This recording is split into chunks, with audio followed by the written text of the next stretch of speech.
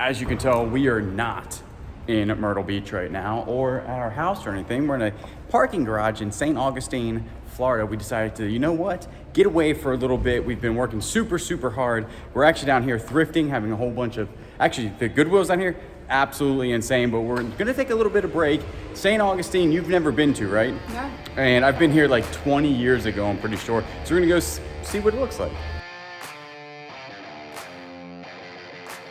Can we get on one of those little trolleys right there? What is that thing? Nah, I don't know about the trolley thing. Yeah, graveyard? Yeah. My parents are big fans of graveyards. They watch it on YouTube all the time. All right, this must be the entrance into it. This was the safe haven back in the day, I'm presuming. That's what it looked like then. This is what it looks like now. So we just went to the jerky place. Kangaroo stick? What do you think? That looks pretty good. Pork, alligator, venison, and ostrich. Which one are you gonna eat first? I don't know. I definitely am not excited about the kangaroo. You wanna split the alligator? Yeah. All right, split the alligator. Tastes like pork. Does it really? I told you. I don't think there's real stuff in there. They just put... It says alligator. I will tell you this though. It's spicy. Uh-oh. At St. Augustine's, it's cool because each little thing has like a little plaque to say exactly what it is or where it's from. Like this one up here. What do you think of this is? George Washington's house. I don't think it's George Washington's house. It's a warehouse. Colonial structure. Oh man, we could Site. use that. We could use this. Hey, you want to be branded Bearded Thrift Machine Warehouse? Warehouse? Gives a little plaque here. See, like even on the side streets, like the main street is right there, and then you cut down to these side streets, and then there's a ton of stuff on the side streets too. Oh yeah. Yeah, and it's kind of like off the beaten path a little bit. Beer, wine, and more. There was one down there that said beer, wine, and coffee. Yeah. That one even says antiques, I think. No, lied. Yeah, antiques. Treat, check it out. Beard Balm from this company right there, Mustache. Free dog treats if your pup says hi. Oh. That's cute. We'll even get some stuff. Salmon? Salmon treats. Oh, salmon treats. Did you want to be on the trolley? Yeah, To be, hey, listen, on your right, there's the Bearded Thrift Machine and the Bearded Thrift Machine's wife. I mean, you still have all of this to go. Oh, wow. Yeah, this place is huge, way bigger than I remember. I'm not 100% sure that I walked the entire thing. 5-minute walk, you are here. So, and then you have the Historic District, North City District, Model Land, Lincoln Historic District. Jim Shore. Jim Shore, Nightmare Before Christmas. It's only $100. I feel like, I think that it would be more than that. yeah, you think it would be more than that. Actually, there's a ton of Jim Shore stuff in there. Mickey Mouse. Mickey Mouse, yeah. Look at all the Snow White. All Snow White. There's Snoopy. Then the Snoopy ones are really expensive. So we just went in this fossil shop, and the mammoth tooth right there, the fossilized woolly mammoth tusk from Alaska. Write down how much in the comments you think that thing is, because for sale. It's a lot. It's a lot. We know. We're gonna tell you in like 4 seconds. Let's just say that this thing right here is $3,225. The fossilized mammoth tusk was how much? $50,000. I can't even get it out. You tried to buy it, but your credit card was declined. Yeah. So we'll tell you this is probably one of the best times to come down here. It's really not busy whatsoever, correct? There's like, as you can tell behind us, there's not a lot of people. In front of us, there's like hardly anybody. And the weather is superb. Yeah. So that ain't too shabby. Also, we, on the eBay side of things, we had a return for $37 plus shipping. The jacket just didn't fit. So we were ending the day in St. Augustine, and it was really nice. I tell you, we ate at, what was it, Casa Rena? Taco place, really good. But it is becoming dark outside, and as being a ex-cop, and my mama said nothing ever goes good after dark, right? So we're trying to make it to our truck quick so we can get back to the Airbnb. We'll show you the Airbnb probably tomorrow, because when we get back it'll be dark. So that's gonna end today. Second day in Florida, and today Kayla and I are actually going up to Jacksonville, Florida to do a whole bunch of thrifting for the Bearded Thrift Machine. First, Dunkin' Donuts. And over the night, we actually did have a couple sales on our eBay store. The first one was Harley Davidson extra large sleeveless jean denim vest, $39 plus shipping. A pair of vintage 80s jean sole with the white label. They're called Two Horse, sold for $25 plus shipping. A pair of Dexter Comfort shoes sold for $10 plus shipping. A 1992 Hallmark Shuttlecraft Star Trek sold for $10 plus shipping. And then these I've had listed probably for 2 years, and one just sold. It is a 1987 Campbell's Soup Ornament original box, sold for $10 plus shipping. So that ain't too shabby. I know that's not a whole bunch of sales. When we go on these longer trips, we do put our store on vacation mode, which means that we allow sales up to 15 days or whatever, and then it just, pushes out our actual shipping. Now, you can actually just push your shipping out and not put your store on vacation mode, which I think actually helps sales. But on a long trip like this, we're going to be gone for about 7 days. We do elect it to put on the time away mode, and it's very easy to do that. I just always like to message people, hey, I am away. This is when it's going to ship out, so there's not, and you're still going to get questions. Hey, is that shipped yet? And then I say, hey, did you see the banner type of thing? So it usually works out pretty good. We do sometimes get cancellations because we didn't ship it out fast enough, but that does not hurt our eBay store because we are on time away mode. They saw that we were on time away, and then eBay doesn't say, oh, you didn't ship it out or anything like that. So that ain't bad. So we have made it to Jacksonville, Florida.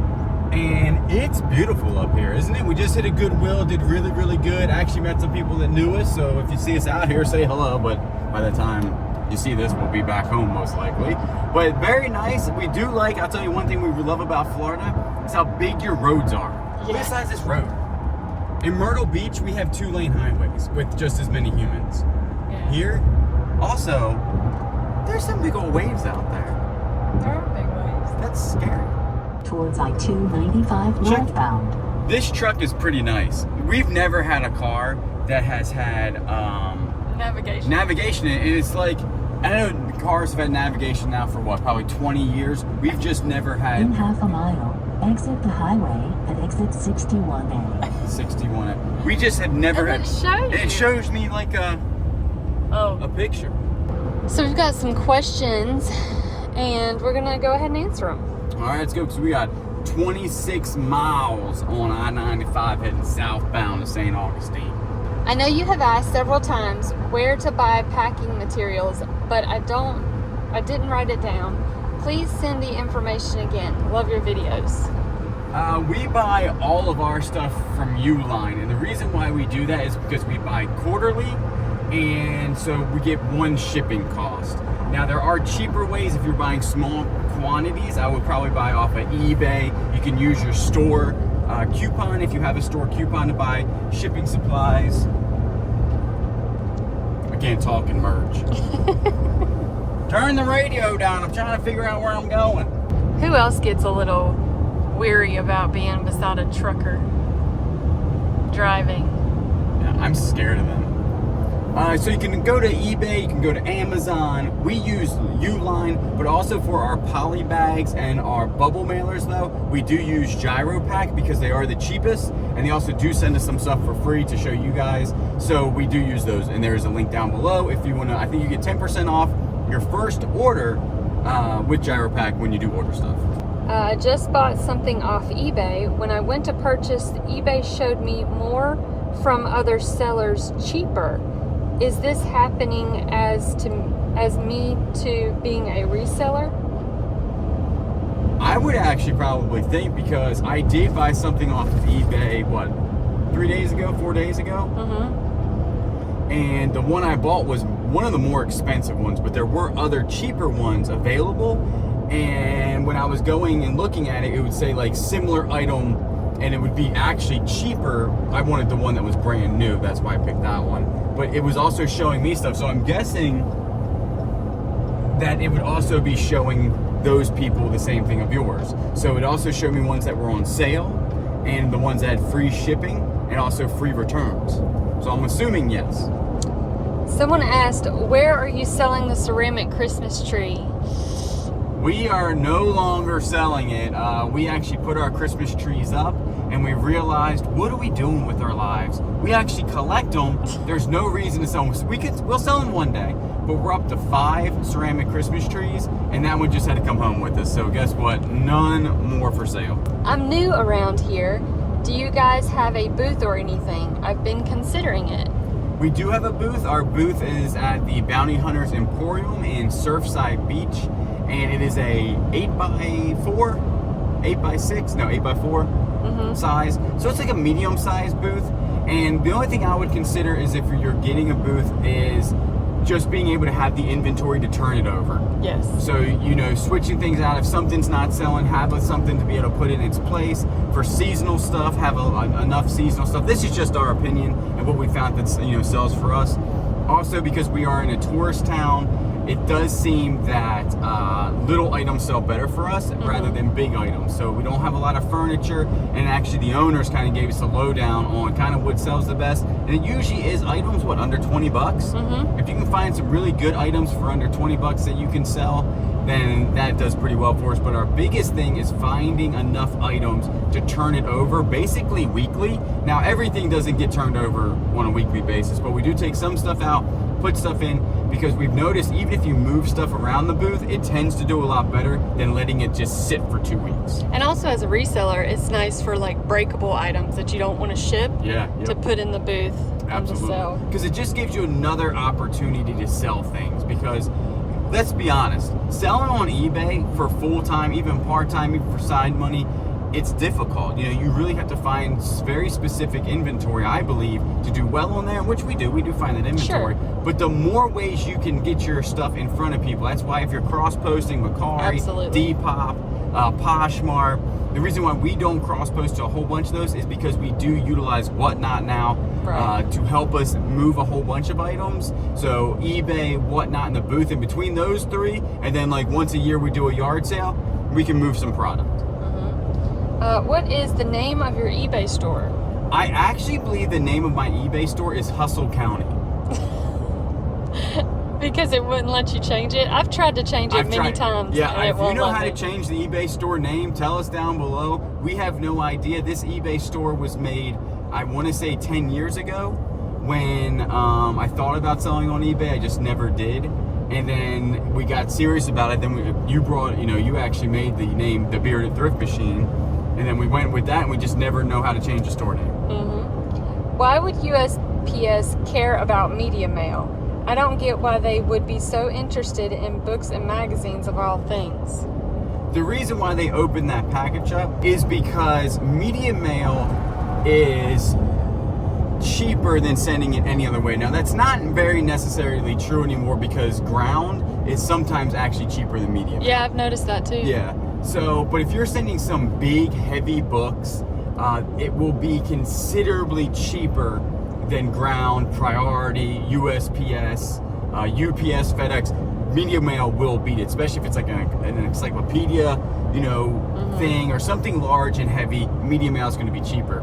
So the unscrupulous humans out there will basically send heavy items using media mail, and then the USPS will be out money, basically. You're basically being a fraud at that point. You're a frog, and the USPS doesn't like frogs. That's right. So what they're going to do is they do spot check. I personally do not believe that it's random. I actually saw a message in our thing. We ship a lot, right? And we ship a ton through that post office.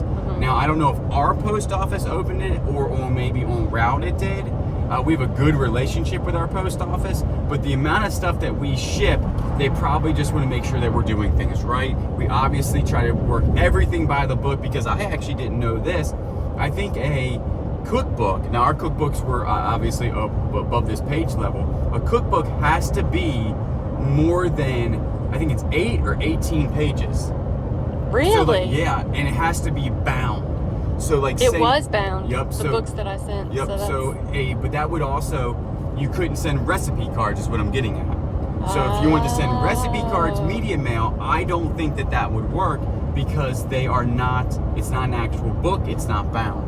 But one would think that it's almost like note cards, which I believe would be media. So it kind of gets a little hairy, but ours was okay. You just try to do the best you can. You just got to do the best you can, but that's why they care so much about it, and that's why they would open up media mailboxes. Where do you post your handbags?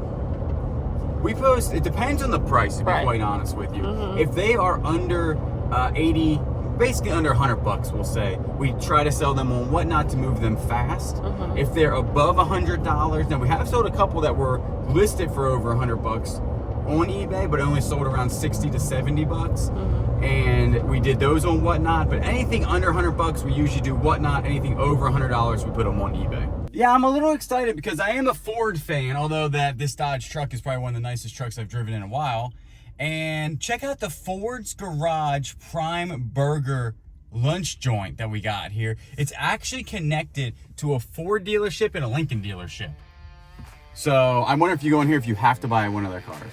Or you get a discount. Maybe you go in here and they're like, hey, you can get 10% off cars in the lot. I don't know. Let's go get some lunch.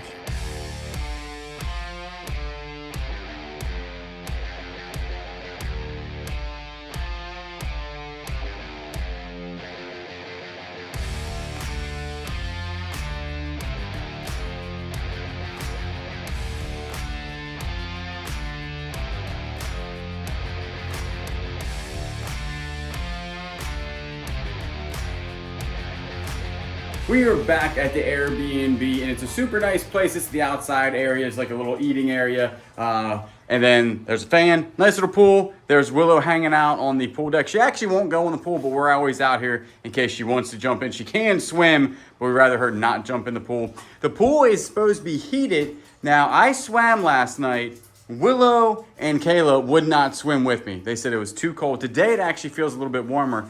We talked to the people, it's supposed to be solar heated, and I think it's actually fairly warm enough to swim in, but still a little bit freezing. But the reason why we took this trip down here is because if you watch the Bearded Thrift Machine channel, you see that our Goodwills have been, I think, struggling with inventory and also us finding stuff in there to buy, to sell on eBay or Whatnot, or to flip online in general.